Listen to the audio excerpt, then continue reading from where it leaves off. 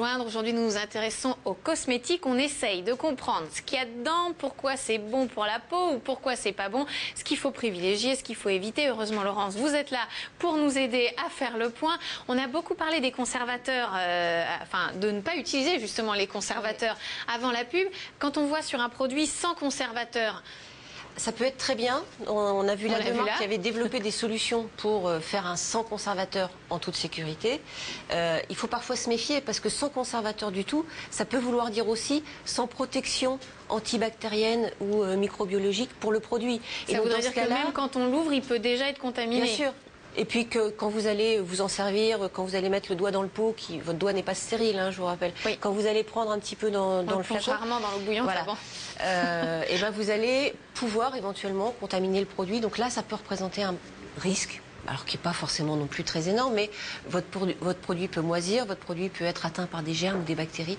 Donc il faut manier le sans conservateur avec précaution. Voilà. Alors on a évoqué aussi l'idée que les huiles essentielles sont des conservateurs, mais attention, on ne peut pas les utiliser pour tout le monde. On va vraiment rappeler aux téléspectateurs et pourquoi surtout, pas sur les bébés, pas sur les femmes enceintes.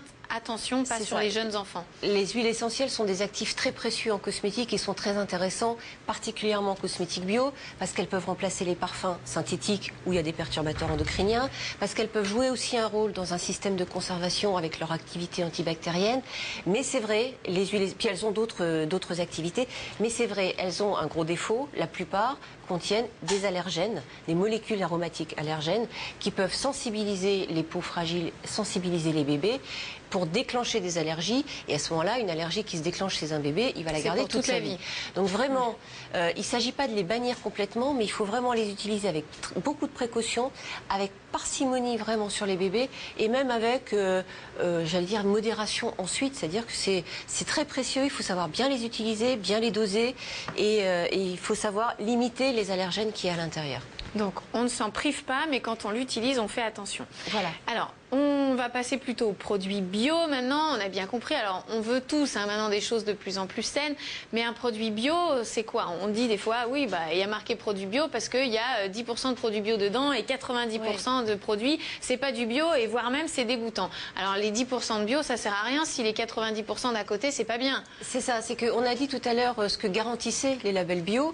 Il faut savoir aussi ce qu'ils ne garantissent pas. C'est-à-dire qu'ils ne vont pas garantir la qualité d'une formule, ils vont juste garantir qu'il y a 10% de bio à l'intérieur. Ils ne vont pas garantir son efficacité. Donc ça, ce sont d'autres critères. Ils ne vont pas garantir que le rapport qualité-prix est justifié. Donc tout ça, c'est des choses qui ne rentrent pas dans le label. Donc si vous voulez, pour moi, les labels bio sont une porte d'entrée dans un choix de cosmétiques, mais ce n'est pas suffisant. Il faut aller au-delà.